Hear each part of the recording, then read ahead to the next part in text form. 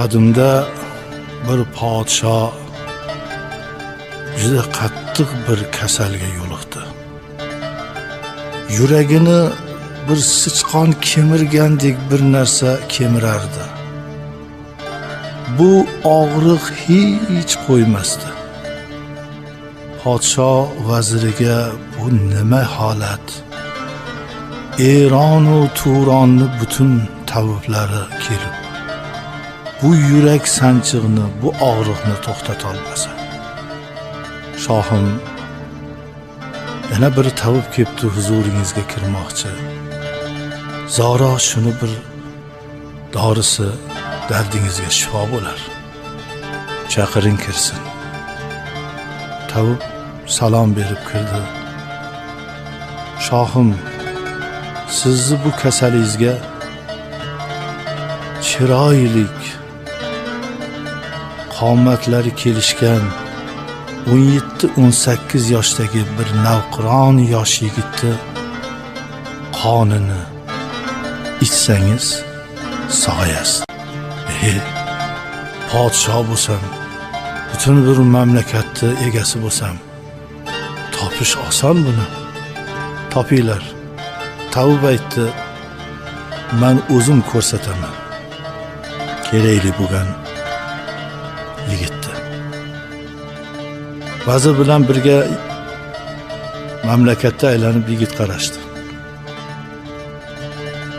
Bir dehqonning yagona o'g'lini mana shu bola bo'ladi.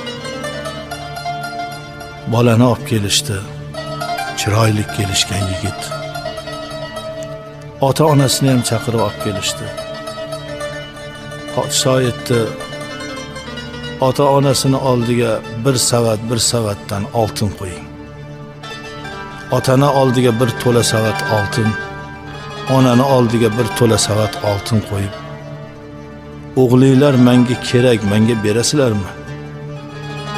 O'zini yo'qotib qo'ygan, dovdirab qolgan ota-ona podshoh oldida, hey, bitta o'g'limiz ekan, mingta bo'lsa ham shohim sizga tortiq bo'pti.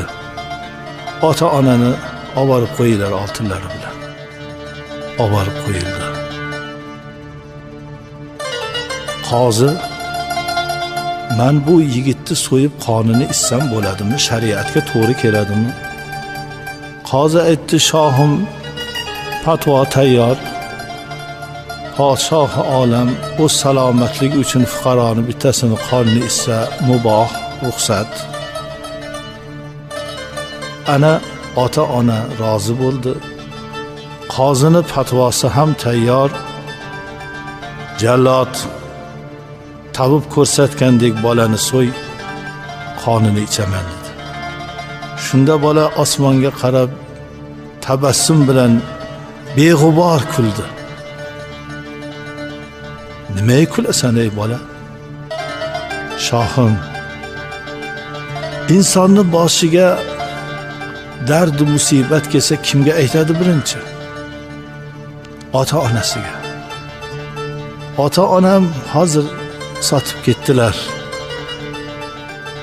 Yana dardini kimga aytadi? Shikoyatini, arzini kimga qiladi? Qoziga. Qozi meni qonimni to'kilishini, fatvosini tayyor qildi o'limimni. Kimga aytadi yana dardini? Zorini kimga iltijo qiladi? Podshohiga. Podshoh uchun meni qonim kerak. Ey Allohim, yolg'izni yori o'zimman degansan Alloh, mana yolg'iz bo'ldim, endi o'zing yorliq qilgin deb kulib Allohga qarayapman dedi. Shoh aytdi, ey 70 yoshga kirgan qari shoh, shunda iymonli, e'tiqodli, go'zal yigitni qonini ichib qanchalik umr ko'rardim. Kechdim men bu davoda. Bergan savat oltinlarim jonimdan sadaqa bo'lsin. Shunda shoh yuragini sanchilmayotganini, og'rimayotganini sezdi. Uruvam ko'rdi, yo'q og'riq. Yo ajab. man og'riq yo'q bo'ldi-ku menda. Shunda tabib kulib aytdi, shohim, asl kasalingiz olasiz-u berishni bilmaysiz. Sadaqa, ehsonni bilmaysiz. Ikkinchisi, nima kelgan bo'lsa Allohdan deb mardlik, saxovatlikni qilmasdingiz. Asl kasalingizni sababi mana shu edi. Hozir joningizdan sadaqa qildingiz va mardlik qilib bolani o'ldirishlikdan af etib kechirdingiz. Mardlik qilib bolani o'ldirib qonini to'kishdan bo'yin tortdingiz. Bu shifo menga kerak emas dedingiz. Mana shu ikkita narsa Allohga yoqib, dardingizga o'zi shifo berdi. Bolani Allohga qilgan nolishi Alloh o'zi yorliq qilib, chiroyli qilib bolani saqladi. İnsanlarga sig'inadilar. Odamlarni oyog'iga yiqilib yalinadilar. Egalari esdan chiqadi. Alloh dushmaningni do'st qiladigan, yo'q joydan rizqingni yetkazadigan, ota onangdan ham mehribon Allohingdan qochasan. Alloh dedi, qand yedi. Banda dedi, pand yedi. Yigitni Allohga qilgan tazarruvi umrida sadaqa bermagan poshoni sadaqa qiladigan, umrida biron bir mardlik qilmagan shohni mardlik qildiradi. Bu Zarbul Masal Unvonul Bayon degan kitobda keltiriladi. Bedana bolalarini uchirma qilgandan keyin nasihat qildi. Bolajonlarim, endi onamiz og'zida bizga nasibamizni olib keladi deb kutmanglar. Endi qanot chiqazdinglar, o'zinglar uchadigan bo'ldinglar. Endi meni nasihatim sizlarga tinglanglar. Nasihatimga amal qilsanglar, bu musaffo osmonda uchib, yerdan rizqingizni terib yeyverasiz. Qiynalsangiz ham har joylardan topib, oz bo'lsa ham bitta ikkita topib, qanoat qilib rizqingizni yeb yuring. Bir xil joyda ko'pgina sepilib, yonida suvlari ham qo'yilgan bo'lsa bormang. U odamzod degan bir toifa borki, qushlarga tuzoq qo'yadi. Ko'pgina sepib qo'yadi-da, o'sha yerga qo'nib, o'sha donidan yeyishingiz bilan domiga ilinib qolasiz. Yo butun umriga qafasga qo'yib, sizni yig'ingizni eshitib maza qilib o'tiradi, yoki so'yib sho'rva qilib ichib yuboradi, yoki o'zingizga o'xshagan bir bedana bilan urushtirib rohatlanadi. Ming alhazar unaqa ko'p sepib qo'yilgan joylarga bormang. Shuni ona bolalariga nasihat qilib, bolalariga oq-fotiha berdi. Bir bolasi u yoqdan cho'qib uchib yurdida, bir payt bunday qarasa, o'sha qiynalib topib yurgan narsasi ko'p turibdi bir joyda. Yonida suvlar ham, hamma narsa yaxshi. Bildi, onam aytgan tuzoq shu bo'lsa kerak, dedi-yu, bitta cho'qiyman dedi. Bitta cho'qiganimda domga ilinmasam kerak. Deb bitta cho'quvdiki, u qiynalib topib yurganidan shirinroq totib ketdi bu. Ikkinchisini cho'qidi, uchinchisi, to'rtinchisiga ketuvdiki, lap etib domga ilindi. Bedanavoz kelib qo'liga bedanani olganda, bedana, beamalligim qursin, beamalligim qursin, boshimga baloga o'zim sabab bo'ldim dedi. Bedanavoz hayron bo'ldi, "Sen gapiradigan bedanamisan?" "Ha, gapiramanman." Endi qafasingga qo'yib meni qul qilib yig'im eshitib yotasa, yo o'zimga o'xshagan bilan urushtirasan, yo sho'rva qilib ichib yuborasan, so'yib shu uchoqdan bittasini qilasan-da. Yo 3 ta nasihatim bor, shularni eshitasanmi? Bedanavoz bedanaga qahat kelganmi? Shan nasihatingni eshitsam, eshitay, qani ayt nasihatingni. Birinchi nasihatimni kaftingni ochib turasan, kaftingda aytaman. Ikkinchisini uchib daraxtda aytaman. Uchinchisini uchib ketayotib aytaman. Bo'pti deb bedanavoz qo'lini ochdi, bir silkinib bedana o'ziga kelib oldi-da, qo'lingdan ketgan baxtga hech qachon pushaymon bo'lmagin. Ketgan narsani qaytarib olaman deb obro'yingni tushirmagin. Ketgan ketadi. Ko'p odam ketgan baxtimni qaytaraman deb obro'sini tushiradi, bir kasalga uchraydi. Allohga qo'y, sabr qil, Alloh o'zi yana qaytarib beradi. Dedi-da fir aytib daraxtga qo'ndi. Sizlar insonsizlar, Alloh sizlarga aqlni juda katta bergan. Bir gapni eshitsang, aql tarozingga qo'ygin. To'g'ri kelsa qabul qil. Ho'kiz tug'ibdi desa ishonib ketavermagin. Bir inson to'g'risa bir gap gapirsa ishonib ketavermasdan Xudo bergan aqlga bunday tarozisiga qo'yib, shu gap rostmikin? Shu meni do'stim, meni ketimdan shunday ig'vo qilganmikin, rostmikin yo bu bo'xtonmikin? Bir odamni yomonlasa qo'shilib, g'ibatiga qo'shilib ketavermagin.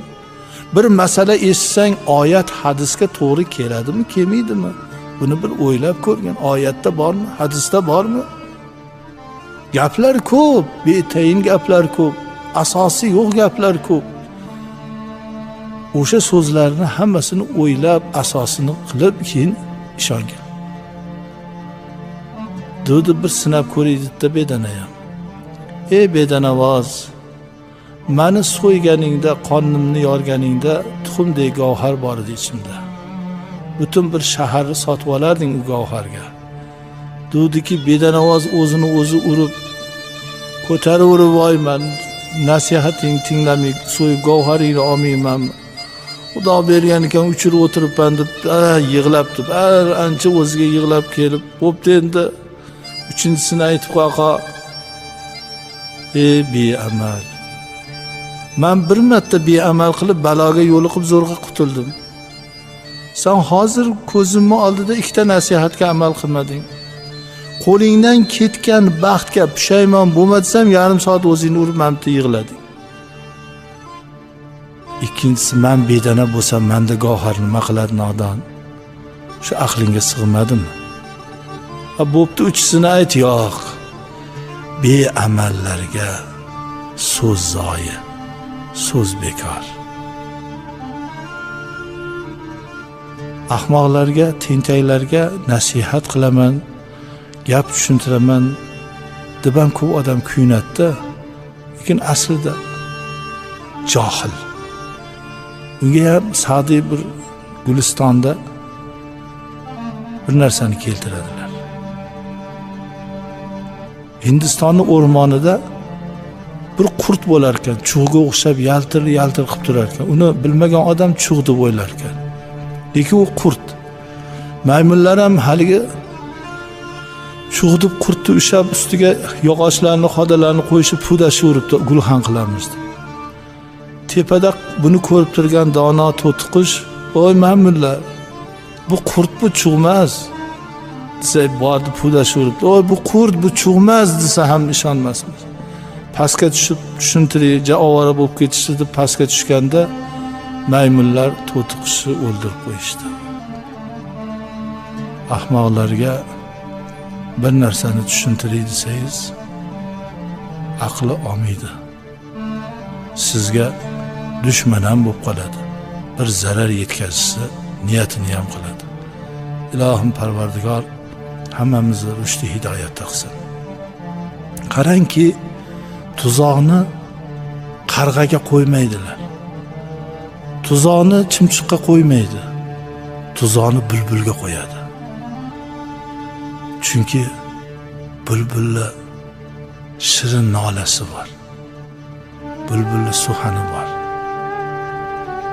Qarg'ani qag'irlagan hech kimga yoqmaydi-da.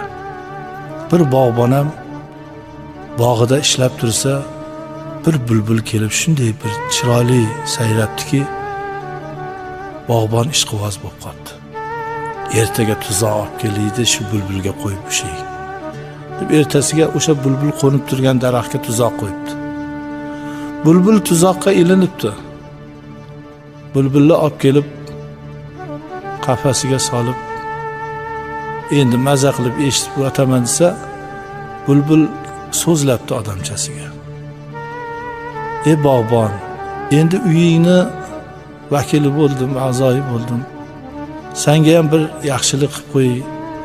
Men qo'nib turgan o'sha daraxtni tagida bir xum oltin ko'milgan ekan, men ko'rdim. Borib kavlab ol. Rostmikin deb bog'bon o'sha daraxtni tagini kavlasa bir xum oltin chiqibdi.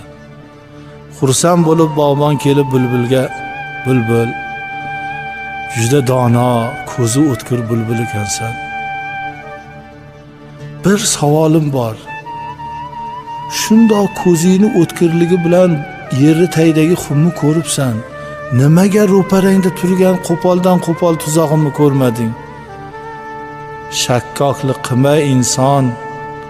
Sani domingga ilinish, sani uyingda qafasingda turish bu meni taqdirimda bitilgan. Taqdirdagi bor ishga zukkolik, ko'zi o'tkirlik, chaqqonlik ketmaydi. Men degan zo'rlar bir yosh bolani ishini qilib qo'yishadi, taqdir bo'ladigan bo'lsa. Men dono deganlar nodonni ishini qilib qo'yishadi. Taqdirdan qochib qutulib bo'lmaydi azizlar. Mo'min musulmonni eng katta bu dunyodagi yutug'i taqdiri azalga iymon keltirishida. Boshiga nima kun kelsa, yaratgan Allohdan deb bilib, o'ziga o'zi dalda berib har qanday musibatlarni yengishda.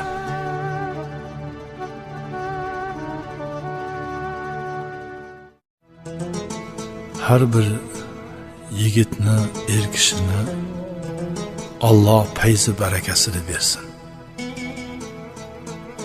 Lekin fayzu baraka xonadonimizni bekasi bo'lgan, bolalarimizni mehribon onasi bo'lgan, o'zimizni umr yo'ldoshimiz bo'lgan ayolimizga juda katta bog'liq. Xalqimizda shunday so'zlar bor. Erni er qiladigan xotin, qaro yer qiladigan ham xotin. Albatta bu maqolni zamirida juda katta haqiqat yotadi. Ayollarga qanchalik e'tibor bersak, ular ham qo'ldan kelgancha o'z e'tiborlarini qarashadi. Qanchalik beparvo ularni mensimay, men boqvonman sizlarni, men bo'lmasam nima bo'lardinglar deyib yuboradiganlar bor. Ya bu xato so'z. O'shalar borki, obro'yimiz, kasbi korda fayzimiz, barakatimiz bor. Bir odam xotinini ozodaligidan, pokizaligidan, erga qilgan e'tiboridan kunduzi yulduz ko'radigan bo'lib ketibdi. Shunchalik zehn o'tkir, shunchalik ko'z o'tkir bo'lib. Ayoli erini kiyimini har kuni almashtiradi. Bir kosaga ovqat suzadigan bo'lsa 7 marotaba yuvib, e'tibor, pokiza, piyolalar, chinilar, bozordan olib kelingan narsalarni nihoyatda toza e'tiborlik bilan qarab, yotadigan o'rinlar toza, pokiza bo'lganlikdan inson qanchalik pokiza sharoitda tursa, pokiza narsalarni tanovvul qilsa, dili ravshanlashadi, aql ziyraklashadi, ko'z o'tkirlashadi, ko'cha-ko'ydagi kasb-kor barakat topadi. Bir kuni er o'zi maqtanib qopti. Ey, qadrimni bilmaysan-da xotin. Odamlar kecha zo'rg'a ko'radigan yulduzlarni kunduzi ko'rib turibman-a. Sen har qancha shundoq ering borligidan faxrlansang bo'ladi. Deganda xotinlar aytdiki, er, bu meni xizmatim. Sizga qilayotgan e'tiborim, hurmatim. Bor, bunga o'zi Xudo menga shunaqa yuqtirgan, Xudo bergan bu fazilatni. Bo'pti dedi-da, ayol e'tiborini susaytirdi. Ovqat suzganda kasani yo yuvsa, yo yuvdi, bo'lmasamda artib ovqat suzib berurdi. Piyolalarga uncha e'tibor bermadi. Kiyimlar haftada bir almashtiriladigan bo'ldi. O'rinlar ham bee'tibor bo'lildi. Hali odam kunduzi ham qoqilib, ko'zi yaxshi ko'rmaydigan bo'lib, bugun eshitgan gapi ertasiga esdan chiqazadigan bo'lib g'alati bo'lib qoldi. Tan oldi. Xotin, avvalgi hurmatingni, avvalgi e'tiboringni qilaver. Bu mendagi xislat, fazilat, baraka, zehn o'tkirliklari u san tufayli ekan. Meni xatoyimni kechirgin. Ayol aytdi, Alloh kechirsin hammamizni xatoyimizni, bexato inson bo'lmaydi. Men sizga qanchalik qilayotgan e'tiborimni Alloh bilsa, Alloh rozi bo'lsa, siz mendan rozi bo'lsangiz, men jannati bo'laman dedi ayol.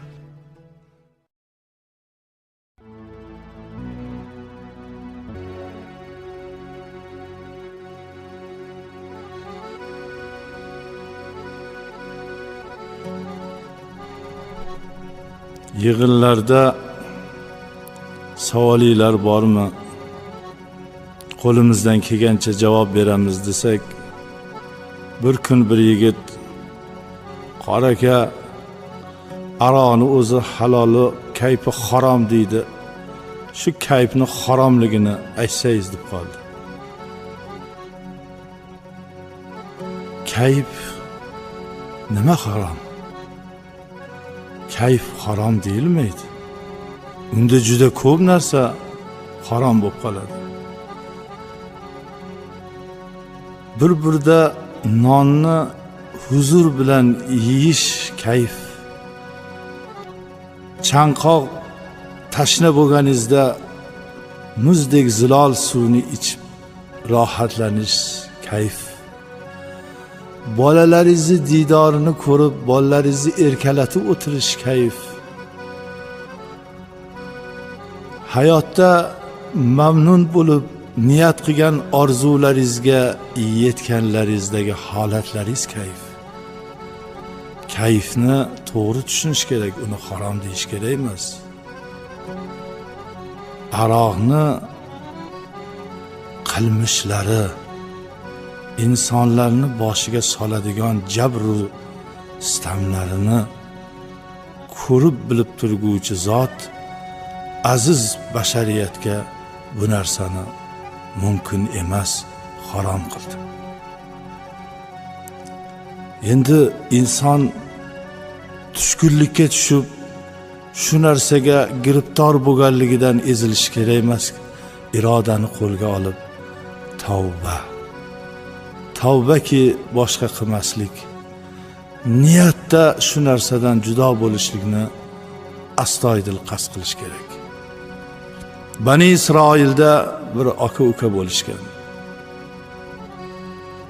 Uka juda ham ibodatga qattiq berilgan, ertak-kech toat ibodatda. Aka ichkilikka ruju qo'ygan. Har kuni may ichib mast bo'lib o'tiradi. Shunda, "Ey aka, uyalmaysizmi Xudodan? Qo'rqmaysizmi Xudodan? Tashlasangizchi buni. Men sizda qilayotgan ishingizdan juda uyalyapman." "Ey uka, men bilan Allohimni qo'y. Men o'zim bilaman Allohga muhabbatim qanchaligini. Men o'zim har kuni Allohdan shu narsadan judo qilishligini so'rayman. Eplolmayapman, uka, dashnom beravermadi. Uka ibodatga berilganligidan o'zini ancha baland olardi. Qalbini shaytonni vasvasi, takabbur, kibr havo egalladi. Kibr havo egallagandan keyin imonga dars ketdi. Bir kuni o'tirib, men shu okamni diliga ozor berib, ichkiligini gapirib tashlab keldim. Men nima qildim? Ibodat qilib nima ma'no topyapman? Men ham borib akam bilan birga o'tirib bir mayxo'rlik qilmaymanmi? Maishat qilmaymanmi? Bo'ldi, yig'ishtirdim namozni ham, ibodatni ham. Borib akam bilan qo'ymanga ham deyman de, mayxo'rlikni, ulfatchilikni boshlab olaman deb akasi tomonga qarab yo'l oldi. Akasi may ichib turib birdan qalbi erib ketdi. Ya Rabbi, mendan necha yosh kichik bo'lgan ukam ibodatda bo'lsa, bu narsalarni qilmasa, men yoshim katta bo'lib turib, hali ham aqlimni tanib olmay, kundan kun sog'lig'im ketib, ibodatni qilmay bu omonat dunyodan shu may bilan o'tib ketamanmi? Tavba qildim, Alloh, meni isyonlarimni kechirgin. Hozir ukamni oldiga boraman de, ukajonim, meni kechir. Alloh kechirsin. Uka, endi menga ibodatni o'rgat. Men tavba qildim, men tashladim bu ishlarni endi. Deyman deb tayyorlanib, u ukasi tomonga yo'l oldi. Qarangki, taqdir qazo, ikkalovlari yo'lda vafot etdi. Alloh taolo farishtalarga aytdi, ikkovini niyatiga yarasha nima niyatda vafot qilishgan bo'lsa, niyatiga qarab jannat yo do'zaxga olib boring. Akani niyati ibodat, tavba, u jannatga. Ukani niyati mayxo'rlik qilib, maishat qilib, aka bilan Alloh harom qilgan narsani tanovvul qilish niyatda dunyodan o'tdi. Uni niyatiga qarab do'zaxga. Niyat xolis bo'lsin, niyat to'g'ri bo'lsin. Azizlar, yangi mashina sotib olsak, yonida kitobi bo'ladi. O'sha kitobini o'qib, pulga sotib olgan mashinamizga e'tibor ko'rsatamiz. Kitobida bu mashinaga 76 benzin emas, 93 benzin quyiladi. Agar 76 quyilib qolsa, tez ishdan chiqadi. Uni o'qigan mashinaning egasi albatta unga amal qiladi. 76 quymaydi, 93 quyadi. Mashina buzilib qolmasin deb. Ey inson, mashinani joni temirdan, buni ayading. Allohni kalomi Qur'on sizni biz insonlarning kitobi-ku. Alloh kitobda bandam shunday zilol suvlarni, mevalarni sharbatini, sutlarni sen uchun shirin, halol qilib yaratganman. Shularni iste'mol qil. Sog'lig'ingga, salomatligingga, iymoningni mustahkamligiga ishlatgin. Bu aqldan judo qiladigan, sog'liqqa zarar, obro'dan ajratadigan bu harom narsaga berilmagin, buni ichmagin. Taqdir qilib qo'ygan hayotingga ham yetib bora olmaysan deb man qilingan narsani o'zini kitobida o'zi uchun aytilingan foydaga amal qilmaydi. Go'yo yurak boshqa sotib oladi, jigar boshqa sotib oladi. Mashinaniki topilmaydi-da, uni ehtiyot qiladi. Inson shu bilan o'zini Allohim taqdir qilib qo'ygan taqdiriga ham, bergan obro'yu izzatlariga ham o'zi sabab bo'ladi judo bo'lishiga. noumid bo'lmang, niyatni to'g'ri qiling.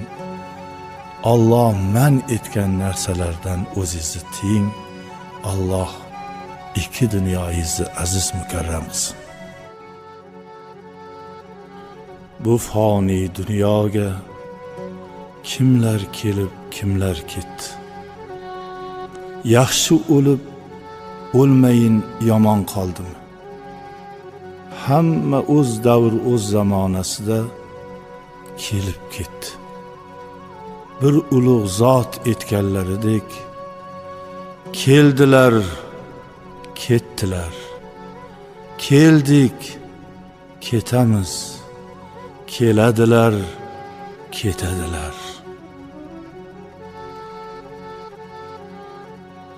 Pahlavon Mahmuddek bir ulug' zot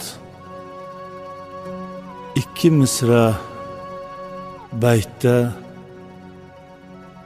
insoniyatga qarata shunday deydi: ey xo'ja, charo azin jahon bexabari, روزان شبان در طلبی سیم و زری. سرمایه تو از این جهان یک گس کفن است، آن هم به گمان است که بری یا نبری. ey xo'ja, ertalabdan to kechgacha na oqibatni, na ibodatni, na savob ish xayolingda yo'q. Simu zar yig'ish bilan ovorasan. Oqibatni ham yig'ishtirib qo'yding. Farzand tarbiyasini ham yig'ishtirding, ibodatni ham yig'ishtirding, simu zar yig'ish ovorasidasan.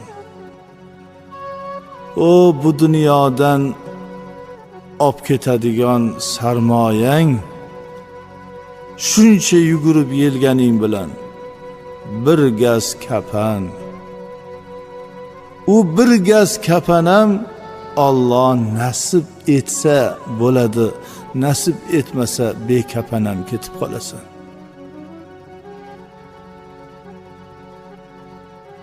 Qarang, janozalarda turamiz.